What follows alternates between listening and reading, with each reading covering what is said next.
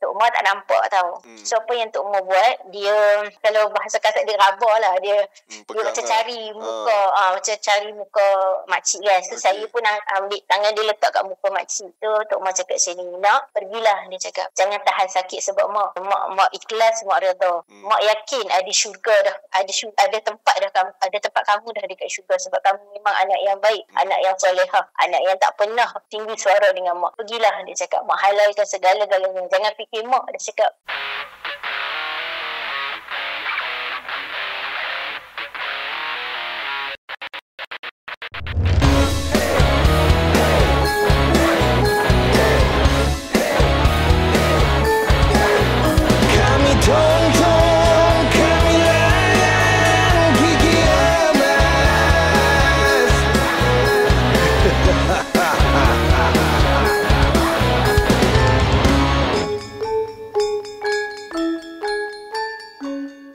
Assalamualaikum dan salam Melaka bersejarah. Alhamdulillah kita dipanjangkan umur untuk berjumpa lagi dalam video ni. Dan kita kembali lagi dalam segmen Cerita Kedai Kopi. Okey, hari ni kita kembali lagi kepada caller punya style. Kita tak ada jemput tetamu ataupun bukan aku yang bercerita. Kali ni kita kembali kepada caller punya style. Sebab apa? Caller kita ni berada jauh daripada Melaka. So agak susah sikit lah dia nak datang pun susah, kita nak jemput pun susah. So kita guna call je. So hari ni kita bersama lagi dengan kakak lawyer. Kakak lawyer ni memang pencerita kita yang terbaik lah. Macam-macam cerita yang dia ada. Dan yang bestnya, cerita dia ni selalunya memberikan pengajaran tau. So tanpa membuang masa lagi, jom kita dengarkan apa akak lawyer kita ni nak cerita.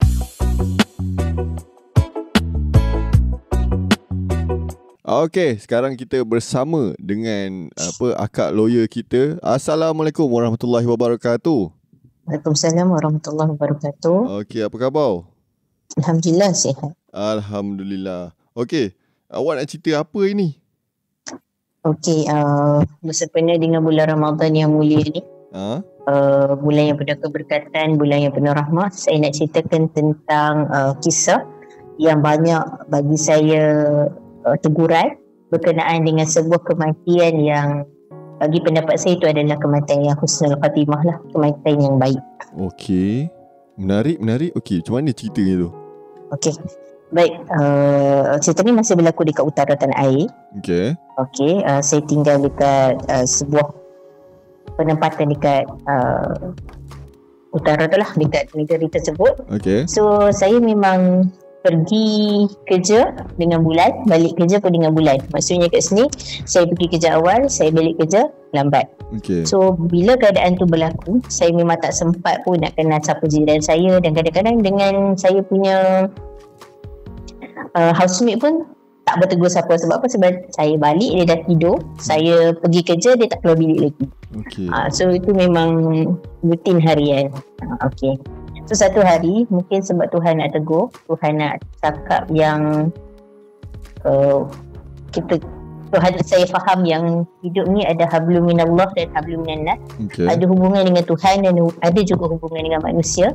So Tuhan bagi satu teguran, which is satu hari tak kenapa saya balik awal, pukul 5.30 saya dah ada depan lift. So standard lah, saya flat. Memang lift tu kalau 5.30 ke pukul 6 tu memang ada waktu crowded. So nak naik lift tu memang bercinta lah kat situ. So tak apa, tengah tunggu sambil scroll phone apa semua, tengah hong crowded semua, saya terpandang seorang makcik ni tau. Makcik ni dia berdiri dekat hujung lift. Dekat tangan dia ada banyak plastik. So saya assume tu adalah groceries lah, barang-barang dapur. Saya tengok dia dari jauh, kejap dia letak plastik tu, kejap dia angkat, kejap dia letak, kejap dia angkat. So saya rasa macam mungkin dia lengah kan, banyak barang dia pegang. So dia mungkin penat kan.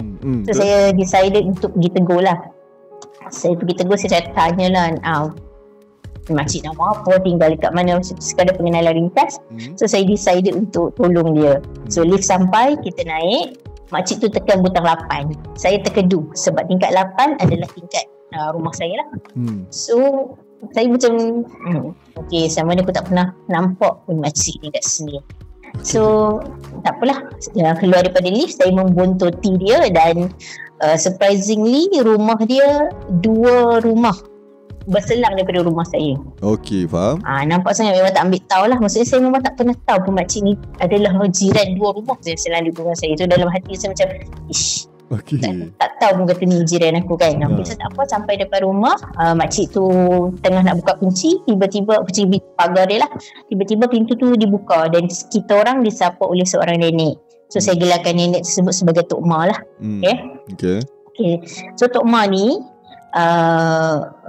ibu kepada makcik tadi. Dan saya difahamkan bahawa penglihatan beliau tak baik, which is ada selaput dekat kornea mata dia lah. So dia tak nampak. So masa saya hantar barang tu, makcik tu jemputlah saya masuk rumah untuk perkenalan apa semua. So dah orang berbudi, kita pun berbahasa lah kan. Saya pun masuk perkenalan dengan Tok Ma apa semua. Dan perkenalan kita orang tu alhamdulillah tak terberhenti kat situ. Maksudnya kat sini whenever kita jumpa dia dekat luar, dia akan tegur. So sometimes kalau macam weekend, makcik tu akan jemput kita untuk datang rumah dia, makan apa semua macam tu lah. So ukhuwah antara saya, housemate saya dengan makcik tu memang berpanjangan. Faham. Satu hari saya tengah tengok TV, lewat dah pukul 11.30 macam tu. Tengah-tengah TV, tiba-tiba pintu rumah saya tu diketuk tau. Diketuk tutup. Saya macam, siapa dia pukul 11.30, takut jugalah kan, dah lewat 11.30. Saya buka. Tapi, juga. Sebelum tu, ni bukan cerita seram Ni bukan cerita seram Bukan. Tak. Oh jangan, malam Jumaat ni. Tak.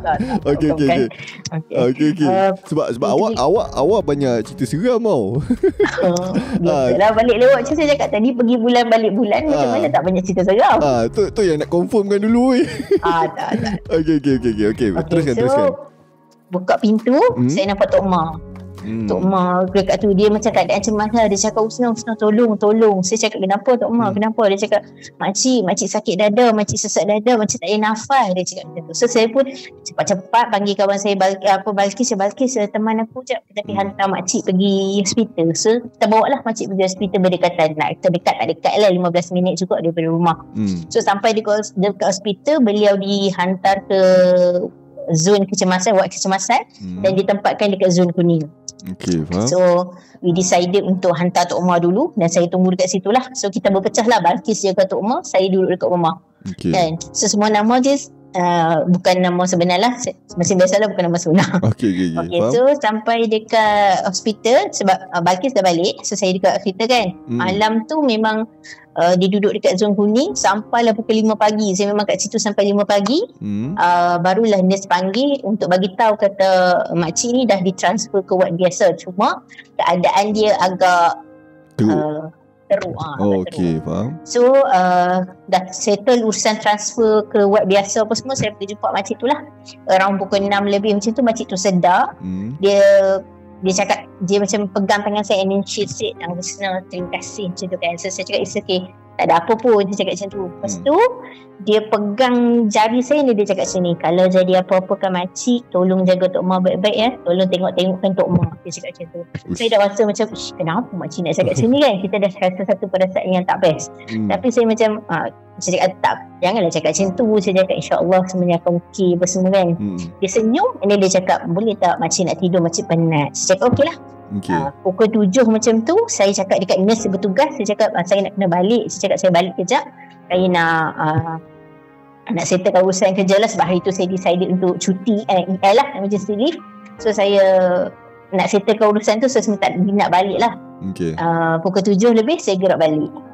Saya baru je sampai rumah, baru je nak buka pintu, nak buka kunci rumah, saya dapat panggilan telefon. Nurse daripada hospital tersebut call saya, Cik Usna, Cik Usna waris kepada si Fulan bin Fulanah ke? Saya cakap bukan. Saya cakap saya bukan waris dia, tapi saya orang yang bertanggungjawab hantar dia ke hospital. So dia cakap, boleh tak maklumkan kepada waris dia bahawa makcik ni dah ditidurkan sebab oksigen dia drop less than 40%. So saya macam, ya Allah, baru je sampai ni, macam apa nak cakap dengan Tok Ma ni. Saya otak saya macam fikir Tok Ma je waktu tu. Saya fikir Tok Ma je. Saya macam mana nak buat ni. So saya text Balkis, ada kat mana? Saya cakap dia kat rumah Tok Ma. Saya tanya lah, tak kerja ke? Dia cakap tak kerja sebab dia pun EL. Sebab Tok Ma nak corang kan. So saya mesti saya cakap lah kat Balkis, Acik dah ditidurkan sebab oksigen dia drop bawah 40%. Saya nak cakap dengan Tok Ma, saya cakap itu. Sebab saya cakap tak apa, tak apa, dia cakap aku cubalah cakap kan. So saya tak tahu macam mana dia cakap dengan Tok Ma. Saya pergi rumah, saya tunggu kat luar 10 minit sebab saya macam bagikan dia settle urusan Tok Ma dulu lah kan. Saya tunggu kat luar 10 minit. After that dia buka pintu, dia cakap okay sebenarnya ready, jom. Dia cakap kan. Okay, faham. Okay, sebelum tu saya ada soalan tau nak tanya. Okay. Okay, kalau ikutkan Tok Ma dengan makcik tu tak related lah dengan awak kan? Tak jiran. Okay. Tapi masa bila kejadian ni jadi, anak-anak dia tahu ke? Dia macam ataupun waris dia tak ada ke, memang dia duduk berdua ke macam mana? Betul. Apa yang betul? Dia tak kahwin. Oh, tak kahwin. Dia tak kahwin. Okay. Saya akan cerita dekat ujung nanti kenapa benda ni jadi. Okay. So dia tak kahwin. Memang dalam rumah tu ada dia dengan Tok Ma je. Maksudnya dia orang saling jaga satu sama lain lah. Okay, faham. Okay. So saya bawa Tok Ma. So memang dia harapkan jiran sebenarnya lah. Maksudnya apa-apa pun jiran yang akan tolong lah. Macam tu. Okay. Tapi sebabkan dia rapat dengan kita, minimal kita pun selalu pergi rumah dia, nyibuk kat rumah dia. So dia rapat lah dengan kita kan. Okay. So tak apa, saya bawa Tok Ma dekat hospital. Sepanjang perjalanan Tok Ma ni banyak mulut tau. Dia memang mulut dia tak berhenti cakap. Sampai kadang-kadang penat nak layan. Masalah orang tua kan. Tapi hari tu dia diam je, dia tak cakap apa pun. Dia senyap je sepanjang jalan. Lagi satu kelebihan Tok Ma ni, dia tak pernah berhenti zikir. Walaupun dia bercakap, tapi jari dia tu still dengan tasbih dia bergerak hitung tasbih dia. Itu satu kelebihan dia. So sepanjang perjalanan tu dia diam je. Saya pun diam, dia pun diam. Dah tak cakap tau. Balkis tak cakap dekat Tok Ma kata makcik dah ditidurkan. Dia tak cakap. Cuma dia cakap kita pergi hospital. Dia cakap macam tu lah kan. Sampai dekat hospital, saya biar Tok Ma dengan Balkis dekat ruang menunggu. Saya naik dululah. Saya nak dulu ke wad. Okay, kalau wad kerajaan biasalah kita masuk satu pintu, lepas tu dia akan berpecah kan, kiri kanan ada wad lain-lain pula kan. So saya masuk ke wad dia. And then makcik ni dah diubah tempat dia, duduk betul-betul dekat tepi pintu. Okay, faham. So tak apalah, dia masuk, jumpa dengan doktor petugas. Tu tanyalah, awak waris kepada dia ke? Saya cakap bukan, tapi saya yang bertanggungjawab. Cuma waris dia ada dekat bawah lah. Waris dia dah uzur, dah tua. Saya cakap macam tu. Lepas tu doktor tu bagi tahu lah keadaan dia agak kritikal. Dia punya oksigen masih berada pada kadar yang sama. Maksudnya tak naik, tak ada peningkatan, tak ada apa. Dia pun dah kebanyakan daripada organ dia dah tak berfungsi. So kalau ikutkan kata doktor, setengah jam daripada waktu tu dia akan dihantar untuk buat scan lah. Saya tak pasti MRI ke CT scan ke, saya tak pasti waktu tu. Saya tak ingat. So kadang kita pun bercelaru kan. Saya cakap so apa tindakan saya? Dia cakap kalau boleh call semua waris dia untuk datang lah, sebab kita pun tak tahu apa yang akan berlaku lepas ni kan. So saya pun turun jumpa Balkis, and then saya jumpa Balkis lah, then tanya dekat Balkis macam mana nak buat apa semua. Tiba-tiba Tok Ma tadi ni pegang dengan saya. Dia cakap macam ni, makcik tak okey kan. Saya macam nak jawab apa ni kan. Saya cakap tak apa, Tok Ma kita doa yang baik-baik. So saya tanyalah, Tok Ma ada nombor telefon siapa-siapa tak? Siapa tak? Dia keluar, dia raba-raba dalam handbag kecil dia tu, dia keluarkan phone tu phone makcik lah. So dia cakap carilah dalam ni, Tok Ma tak nampak. Dia cakap macam tu kan. So saya pun nasib baik lah phone yang tak ada password, tak ada apa kan. Jadi dia jenuh jugalah. So saya cari adalah, saya tanyalah, okay ni nombor siapa, ni nombor siapa. So bila cakap relative baru saya call. Saya call dan saya maklumkan lah, waktu tu yang tu dah settle. Saya tunggu kat situ setengah jam, tak nampak lagi tolak. Setengah jam tunggu, daripada setengah jam tunggu jadi sejam, tak nampak juga tolak. Daripada sejam jadi sejam setengah, tak nampak juga. So, saya pun naik balik. Tak nampak apa? Tak nampak. So kan doktor cakap tadi, lepas setengah jam kita akan tolak makcik ni untuk buat scan. So saya tunggulah untuk tengok dia nak scan dekat mana. So kita boleh follow kan, untuk tengok penghasil scan. Tapi tak nampak benda tu. So saya macam naik balik untuk tengok, maksudnya masuk balik dalam wad untuk tengok dekat apa yang nak terjadi. Bila saya sampai dekat wad, saya tengok langsir dah ditutup. Maksudnya langsir dah ditutup, dan dekat dalam langsir tu banyak lah, kita boleh nampak daripada bawah tu banyak kaki kan. Maksudnya saya taklah dia dikerumuni oleh doktor-doktor yang bertugas lah. So tak apalah, saya turun bawah. Apa dia yang kita boleh buat kan, tak boleh buat apa pun. Tenangkan Tok Ma je lah. Tok Ma, tapi walaupun kita yang gelabah kan, kita yang rasa macam macam mana ni kan, tapi Tok Ma tenang je. Dia tenang je. Dia tetap dengan zikir dia. Dia tetap tenang. Renungan dia tu dia just biasa. Tak ada apa. Semua dia tak cakap lah. Dia diam. Tak bunyi suara. Tak apa kan. Dia diam je. Lepas dah settle apa semua, 2 jam lepas 2 jam lebih lah daripada tempoh saya naik ke atas tu kali kedua tu, saya dapat panggilan call daripada nurse minta saya bawa waris terdekat untuk jumpa dengan makcik lah. So saya cakap kat Tok Ma, kita pergi ward jumpa makcik. Saya cakap yang tu kan. So saya bawa Tok Ma. Macam saya cakap tadi, Tok Ma ni tak nampak. Sampai dia dekat ward tu, kelambu masih ditutup. Kelambu pula, tirai tu masih ditutup. Langsir tu masih ditutup. Maksudnya memang doktor tak bagi buka pula. Saya cakap just macam kat ni je buka sikit je lah untuk laluan cahaya dan untuk mesin-mesin dia tu lah kan. So saya dia letak sebiji kerusi. Dia cakap kat saya hanya dibenarkan 2-3 orang saja. Dia kata tak boleh ramai sebab takut ganggu pasien lain nak rehat. So dia masih ditempatkan dalam ward biasa, ward yang ramai-ramai tu. Tak ada lah pula dia diasingkan ke apa tak. Dia stay kat ward tu. So kita pun masuk. Saya bagi Tok Ma duduk lah. Saya dengan Balkis berdiri kat sebelah Tok Ma lah. Tok Ma tak nampak tau. So apa yang Tok Ma buat, dia macam mana, kalau bahasa kasar dia rabak lah. Dia macam cari muka, macam cari muka makcik kan. So saya pun ambil tangan dia letak kat muka makcik kan. So Tok Ma cakap sini, nak Tok Ma tak boleh lah nak. Tok Ma sebut nama dia lah tapi tak boleh nak mention kan. Saya guna nak lah ya. Nak, pergilah. Dia cakap pergilah, jangan tahan sakit sebab mak. Dia cakap pergilah. Dia kata mak ikhlas, mak reda. Mak yakin ada syurga dah, ada tempat kamu dah dekat syurga sebab kamu memang anak yang baik, anak yang solehah, anak yang tak pernah tinggi suara dengan mak. Pergilah, dia cakap, mak halalkan segala-galanya, jangan fikir mak. Dia cakap pergilah. Waktu tu saya dengan Balkis memang dah tergesak-gesak lah. Kita sedih sebab keadaan dia tak nampak, tapi dia berusaha untuk cari mana muka anak dia so dia boleh cakap. Dia boleh cakap benda tu. Saya dah tak mampu nak cakap apa dah. Lepas tu saya tengok dia punya apa, kita panggil apa, mesin tu kan, mesin nadi tu tak stabil lah. Dia macam kejap dia putus, kejap dia ni kan. Saya cakap apa nak jadi ni kan. Kita cuba usaha diam. Tiba-tiba dalam 10 minit macam tu, nafas makcik tadi ni naik macam tu. Dia macam penat kan. Dia tengok dada dia tu berombak. So saya cakap Balkis cari doktor kan. Cari doktor datang. Doktor cakap keluar macam tu. Dia cakap keluar. Waktu tu dah lewat dah. Dia lebih kurang dalam pukul 10 macam tu lah, 10-11 macam tu lah. Dia dah lewat lah, dan keadaan semua dah lewat. Doktor cuba juga untuk selamatkan dia. Tapi after I think half an hour dia pergi. Dia pergi. So doktor datang bagi tahu saya lah, kata doktor dah pergi. Meanwhile adik-adik semua dia dah ada lah kat bawah, dah sampai dah lah kat bawah tu. Saya cakap dengan Tok Ma, makcik tu, makcik dah tak ada. Okey, tak apalah. Dia tak menangis, dia tak apa pun. Dia relax je. Dia cakap tak apa, cakap dengan doktor, kita akan bawa balik jenazah dan jenazah akan diuruskan sendiri dekat rumah. Maksudnya tak ada campur tangan daripada pihak hospital. Cuma kita nak minta van jenazah lah. So saya turun, maklumkan dekat family yang tunggu dekat bawah, dan saya settlekan urusan van jenazah. Sebab yang lain mesti nak tengok arwah apa semua kan, nak settlekan dengan doktor semua kat atas. So yang mana kita orang sempat buat, kita orang buat lah. Yang mana tak sempat tu adik-adik dia lah buat. So tak apa, lepas few hours jenazah bawa balik. Okey, satu, bila duduk flat dekat bawah ada surau kan.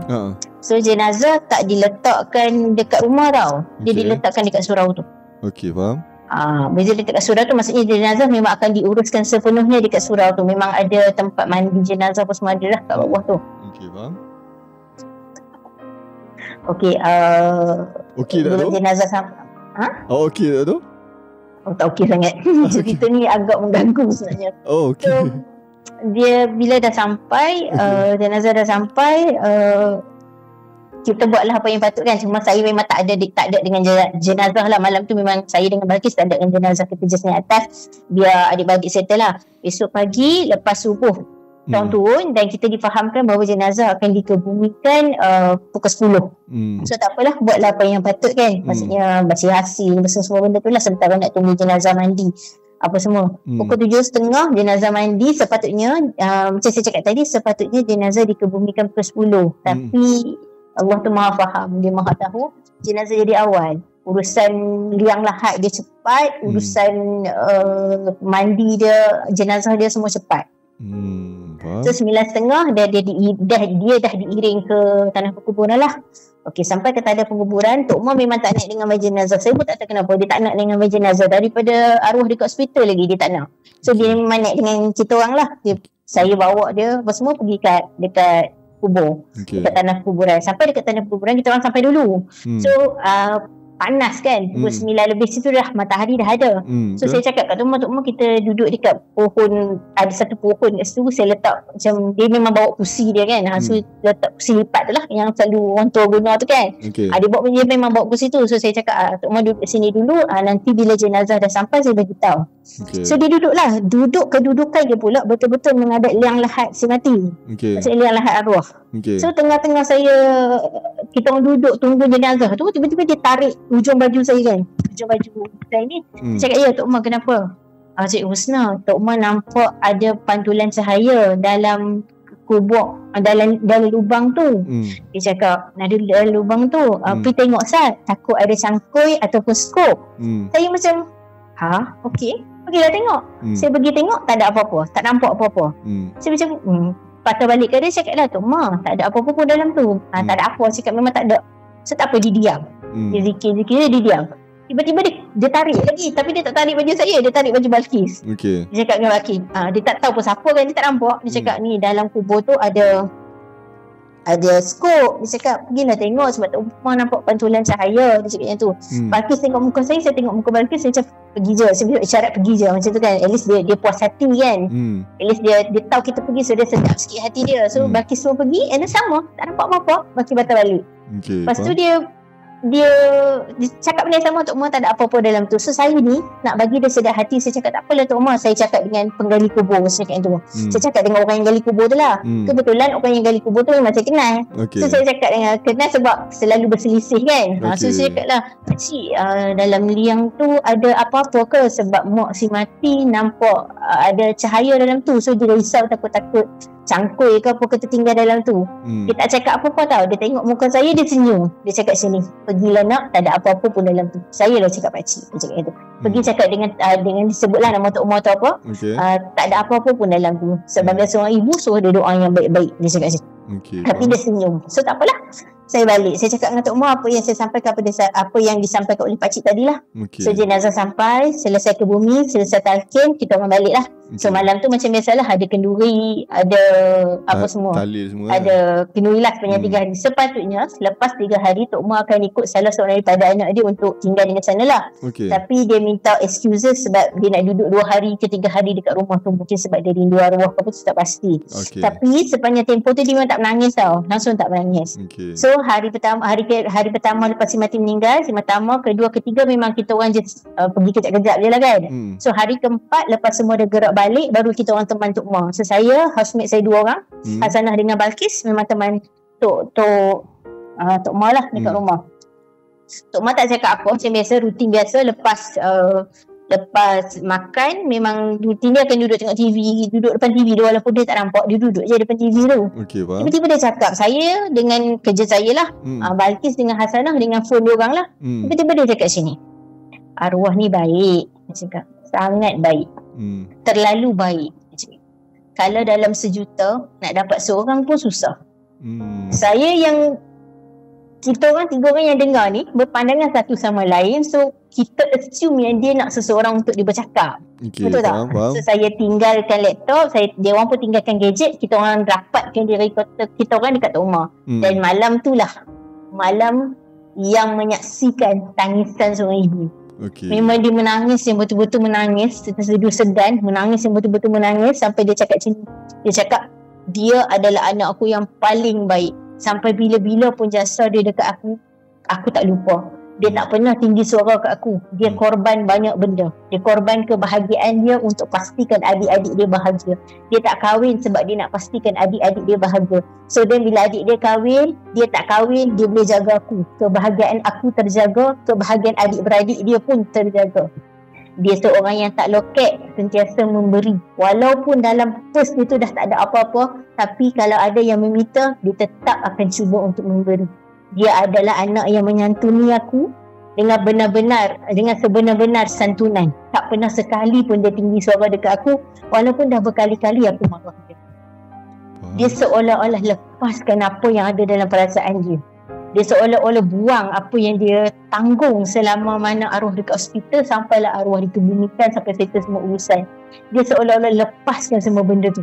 Kita orang yang dekat kiri kanan dia terkedu, tak tahu nak cakap apa. Senyap sebab tahan segala rasa. Rasa sedih, rasa tak faham, tak tahu macam mana nak describe perasaan tu bila tengok seorang ibu menangis sampai macam tu.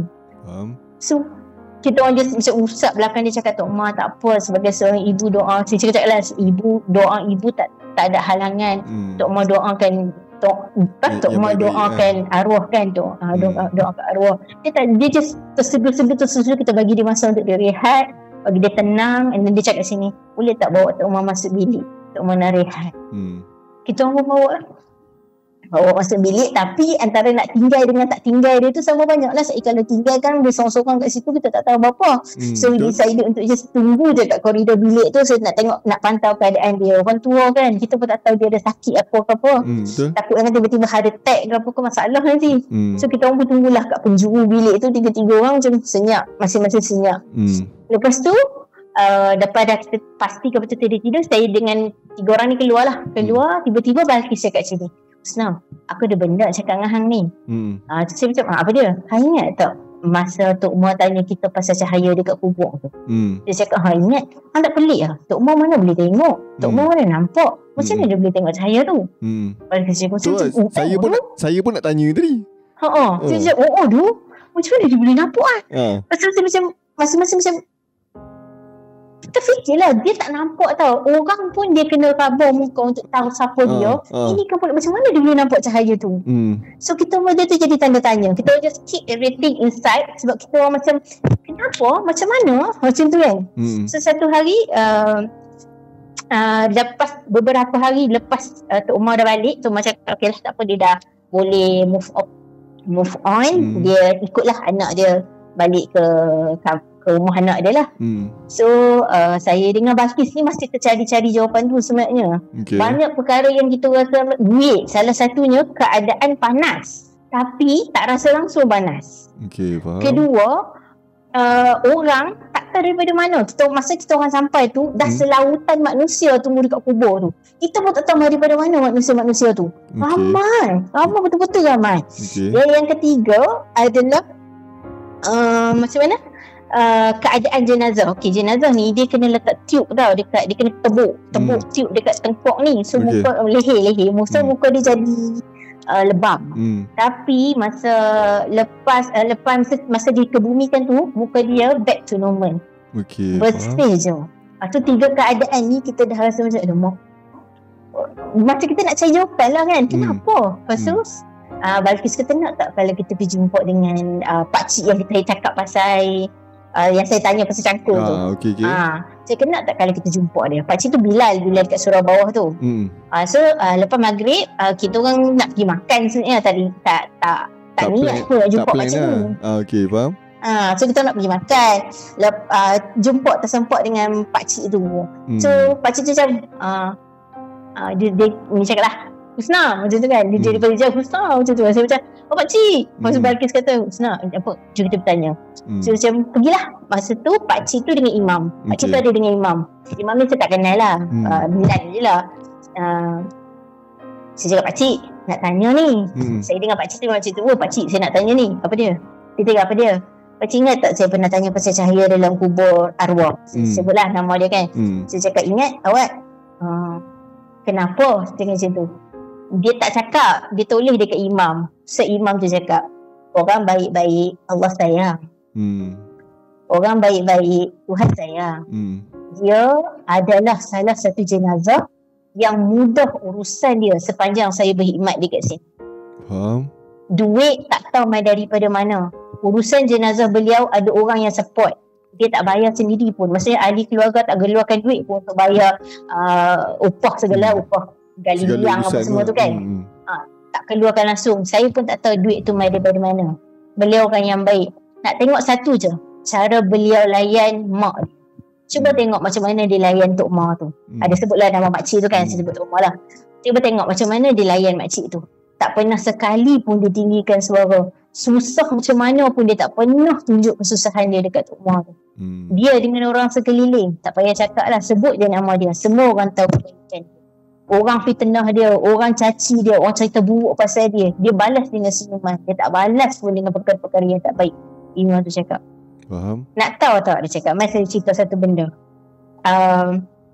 Tukang mandi jenazah cerita dekat saya. Pertama, masa mandikan jenazah, badan jenazah berbau harum. Haruman yang tak tahu daripada mana, tiba-tiba bau je. Kedua, dahi jenazah berpeluh. Dan yang terakhir, kan saya cakap tadi, dia masukkan tube dekat leher, so muka dia lebam. Habis saja jenazah dimandikan, muka beliau bertukar normal. Betul-betul lepas habis dia mandi. So 3 benda ni tukang mandi tu ceritalah, sebab benda baik kan, so boleh je lah cerita dekat si imam ni. Cerita penggali kubur juga, which is Pakcik Bilal tu lah. Selalunya bila kita gali kubur, especially tanah kubur ni, bila dia dah sampai dalam, dia akan keras kan. So perlukan tenaga yang berat sikit lah untuk keluar, pastikan tanah tu dikeluarkan dengan baik kan. Tapi betul. Untuk yang jenazah ni tidak. Pakcik tu cakap urusan dia seolah-olah macam kita orang ni gali pasir pantai, bukan gali tanah. Faham. Punya senang. Jenazah arwah ringan, padahal arwah badan besar, ringan. So dekat situ we learn something. Dalam hadis ada sebutkan, ridha rabbi fi ridhal walidain wa suqatuhu fi suqatihima. Redha Allah terletak pada redha kedua ibu bapa, dan murka Allah juga terletak pada kemurkaan ibu bapa. Kat sini saya belajar benda ni, taat pada ibu bapa. So lepas kita dah dapat dia benda tu, kita pun balik. Sebelum balik saya tulis dekat pakcik tu, saya cakap, pakcik macam mana Tok Ma boleh nampak? Dia cakap sebab Allah nak dia nampak. Sebab Allah nak dia tahu yang anak dia ada tempat di sisi Tuhan. Faham. So we get the answer. Faham. So lepas kita balik, masing-masing insaf. Masing-masing yang mana tak telefon mak ayah berkurun lama tu, dah pandai dah telefon mak ayah. Itu cerita beliau ajar saya banyak benda. Sepanjang saya duduk dengan beliau, walaupun tak lama, Tuhan tak takdirkan saya duduk dengan dia lama pun, 6 bulan lebih je saya kenal dia. Tapi dalam tempoh 6 bulan tu saya belajar banyak perkara. Terlalu banyak. Cara beliau layan santuni family, cara beliau dengan jiran. Masa saya sakit kan, saya jauh daripada family, saya sakit kan. Bayangkan setiap waktu makan dia akan datang ziarah saya ni, apa nama, tuam kepala. Saya yang tak ada mak ni tak terasa ke? Rasa.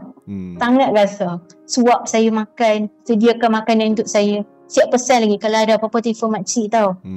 Tak telefon sebelah saya sebab nak pastikan saya dalam keadaan yang baik. Mana nak cari jiran, dia bukan siapa-siapa, tapi cara dia menyantuni kita orang tu buat kita orang sangat-sangat terkesan. So sejujurnya ini adalah peristiwa yang ajar saya banyak perkara. Ajar saya untuk jadi manusia yang lebih berguna untuk diri sendiri, untuk orang sekeliling, dan surely untuk agama. Faham. So itu je lah cerita untuk hari ini.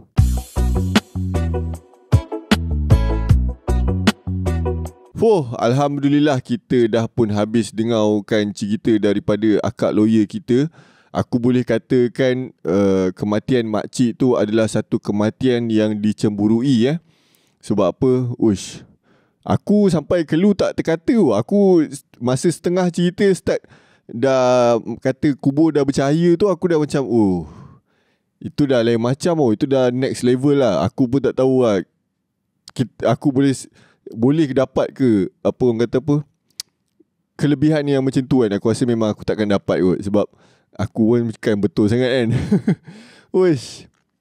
Bagi aku tu satu kematian yang dicemburui dan diidam-idamkan lah oleh setiap umat Islam yang ada dekat muka bumi ni.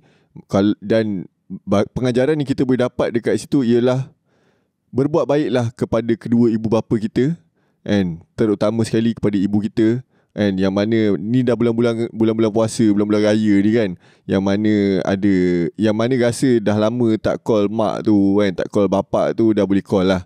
Dan kalau rasa dah lama sangat tak balik kampung kan, raya ni carilah waktu atau mintalah cuti, usahalah sebaik mungkin untuk balik dan menziarahi kedua ibu bapa kita. Sebab sementara mereka masih ada ni, berbuat baiklah, berjasalah kepada mereka. Sebab apa? Doa seorang ibu dan juga ayah ni, aku tak nak ketepikan ayah lah dekat sini. So doa seorang ibu dan ayah, aku rasa sangatlah mujarab. Dan sekiranya mereka dah tak ada, hilanglah satu kelebihan engkau di atas muka bumi ni. Sebab apa? Doa seorang ibu tu tak ada halangan, dia akan pergi direct. Okay, seterusnya yang aku rasa aku nak sampaikan ialah berbuat baik sesama manusia lah. Sebab aku tertarik tadi dengan orang kata apa, keprihatinan seorang jiran lah. Sebab macam kita yang muda-muda ni kan, kadang kita duduk rumah sewa ke ataupun kita beli rumah, kadang-kadang kita tak campur dengan jiran tau. Kita pun tak tahu jiran ni siapa kan. Kadang dah dekat 10 tahun duduk, baru tahu jiran ni siapa. Tahu nama pun tak tahu, nampak muka tapi tak tahu nama kan, tak pernah tegur. Jadi jadilah jiran yang prihatin. Dan kita, orang kata apa, bila orang berbudi ni kita berbahasa lah. Jadilah jiran yang prihatin, jiran yang bertimbang rasa dan sebagainya. Sebab apa? Berbuat baik sesama manusia tu pun adalah satu, aku boleh katakan syariat lah yang dituntut oleh umat Islam. So aku tak nak memanjangkan video ni lagi. Jadi kalau korang ada pandangan, pendapat, korang boleh tuliskan dekat ruangan komen di bawah. Dan kalau korang suka video ni, nak bagi hadiah dekat kita orang, korang boleh tekan button super thanks dekat bawah video ni juga. Dan aku nak minta maaf anda kata aku ada terkasar bahasa ataupun cara aku respon pada cerita ni mungkin tak berapa menarik ataupun macam tak berapa sampai ke apa. Sebab aku mula-mula tu aku nak fokus untuk mendengar. Tapi bila aku dah dengar part yang aku rasa macam, uish, this is something though. Ni macam aku macam terkeluar, aku macam terus lost tau. Aku macam aku nak cakap apa ni kan, aku dah lost tau. So aku akan cuba memperbaiki cara aku di masa akan datang. Even sampai sekarang pun aku macam lost tau. Aku macam terfikir-fikir kan, macam wish bestnya kan dapat meninggal dengan cara macam tu kan. Okay, seterusnya kita berterima kasih juga kepada caller kita, iaitu akak lawyer kita yang sudi berkongsi cerita yang bermanfaat ni. Dan terima kasih juga kepada korang semua yang sudi meluangkan masa untuk menonton video cerita kedai kopi pada hari ini. Semoga kita dipanjangkan umur untuk berjumpa lagi dalam video yang seterusnya. Assalamualaikum dan salam Melaka bersejarah.